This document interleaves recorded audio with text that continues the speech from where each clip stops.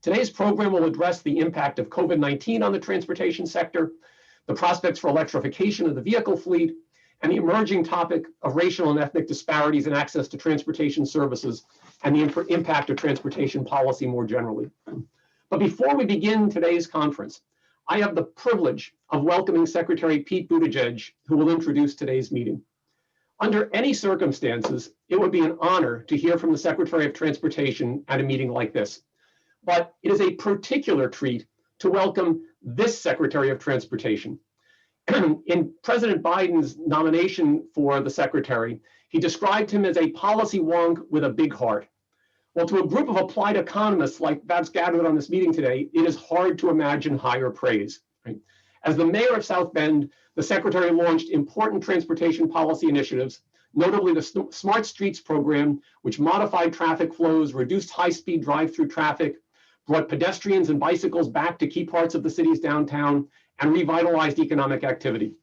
The Secretary recognized the key role that transportation infrastructure can play in contributing to economic growth, and moreover, he worked aggressively to raise over $200 million from both traditional revenue sources as well as public-private partnerships for new kinds of transportation investments.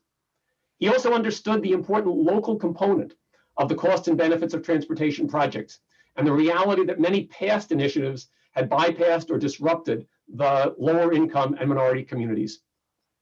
The Secretary is a longtime transportation junkie. The press reports that one of his favorite board games is Ticket to Ride, a game in which the objective is to network rail lines across North America and create the longest contiguous route. We have some tips, Secretary, from some of our network economists who may be able to help with some strategy for the game at some point later. If we had been able to persuade the Secretary's schedulers to give us a bit more time this afternoon, we would have actually assigned him a presentation slot in one of our panels. We'll have to postpone that to a future date, but it gives me great pleasure this afternoon to welcome Secretary Pete Buttigieg and to pass the virtual microphone to him for his introductory remarks. Well, thanks so much, Jim, and it's a real pleasure to be able to offer a brief introduction and just to let you know how enthused this department is and how excited I am about this collaboration. I've been a fan of NBER ever since my great friend John Beshears went over to join your ranks. I see some of the faces around here, including Ed Glazer, who shaped the thinking of a 29-year-old mayor in Indiana in figuring out a philosophy of how to run our city, and so many others here who are stars in your field and really great partners to us. So, you know, when a new administration comes in and a new secretary comes in, you're not always happy with the things that you inherit from the previous administration, but I was delighted to find out that we were inheriting a partnership like this that will be led on our side by Dr. Robert Hampshire, who's on this call, who is leading our research efforts in his leadership role at the department. It's never been more relevant, I think, especially at a moment like this as our country looks at the opportunity as well as the need. We're recovering from the damage of the pandemic. We're grappling with the impact of new technologies that could make the 2020s the most transformative transportation decade we've seen in our lifetimes. And we're staring down generational challenges like climate change and the need for true equity in our policy decisions. And so many of these things are, on one hand, sometimes resistant to being fully grasped, and on the other hand, eminently quantifiable, measurable, and to invent a word, researchable. I'm sure there's a more elegant way to put that. But the insights that you can weave out of data that exists right now that we might be sitting on at DOT and haven't put to use, or in the research that you're already doing routinely on US and international travel applications, couldn't be more relevant to the robust and scientific framework that we hope to use to guide what may literally, I say with one eye on CNN, come to be trillion-dollar decisions that are being made in and around this department and administration. Climate alone presents an example of that. The president's commitment to reach net zero by 2050 is historic. Now we've got to figure out exactly how to make that happen. And that, as you know, is as much a question of economics as it is a question of transportation technology. And it's something that we're trying to literally put our money where our mouth is on when it comes to the American Jobs Plan. Understanding the true costs and benefits in their richest sense, not in the meat cleaver kind of BCAs that often dominate public sector decision making, but in a true, fully considered, rich understanding that the right kinds of economists can bring to this practice.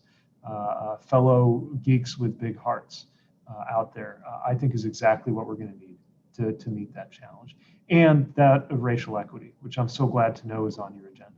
I've been speaking a lot publicly about the ways that racism has been physically encoded into the patterns of our infrastructure. And unlike other inequitable policies, you can't just cross out overnight a highway, for example, that's dividing a neighborhood, both in terms of investments doing harm and in terms of the lack of the investments needed to do good. We have a troubled history, but an enormous opportunity. The American Jobs Plan envisions billions of dollars to reconnect underserved and overburdened neighborhoods. We have a commitment that 40% of the benefits of our climate and clean infrastructure investments for underserved community will go to underserved communities. And actually making good on that requires a robust fact base and the right kind of principles to figure out how exactly to make this happen. So I'm so convinced that the seemingly bloodless and technical considerations that the public sometimes imagines being the preoccupations of economists are in fact questions that are not only deep technical questions, but often deep moral questions that are at stake in the kinds of things that we're asking the research community to help us optimize. Speaking of asking the research community for things, we just put out an RFI on data and assessment tools that we use to look at equity in transportation. We're hoping stakeholders and experts like you can weigh in and help shape our work. There's going to be a public information session this Friday, the 18th, I guess that's tomorrow at 2 p.m. Eastern. And we have a public comment period that's open till June 24th, and looking forward to harvesting your ideas there. I'll stop there. I know you've got such substantive and interesting proceedings ahead. I just want to, again, put an exclamation point on the idea that we have the good fortune of living in what could be some of the most transformative years for transportation, as they are for economics, for climate, for society, that any generation has seen. And those generations now in positions of responsibility have an opportunity to arm ourselves and equip ourselves with the best thinking possible in order to rise to meet this moment. Some of it is a question of political will. I'm working on that part. A lot of it is a question of intellect and the kinds of tools that we look to you to bring. So I'm thrilled with this partnership, excited to hear how today's proceedings go, and delighted to contemplate what we might be able to deliver together in the months and years ahead. Great.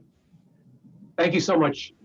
Secretary, I think it's almost impossible to overestimate the importance of hearing from you how you consider the role of the research and the kind of work that will be discussed in a conference like this in helping to inform you and other policymakers about how to design U.S. transportation and infrastructure policy, right? We have many folks who labor for the love of their science, but also really like to know that it's got some consequence at the end.